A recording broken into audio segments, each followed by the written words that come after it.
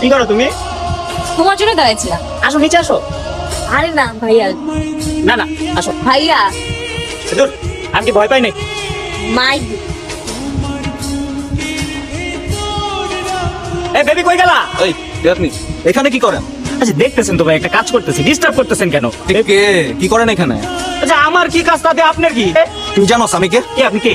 শালা আমার বোনের লগে টাঙ্গি মারো, তোর কথা আমি কে? আপনার বই? তাহলে কি মনে হয়? মানে আচ্ছা আচ্ছা ঠিক আছে ভাই, আপনি মাইরেন, কিন্তু এক্সকিউজ মি, একটু গেঞ্জিটা ছাড়বেন? আচ্ছা 1 মিনিট টাইম দিলাম, বল কি বলবি?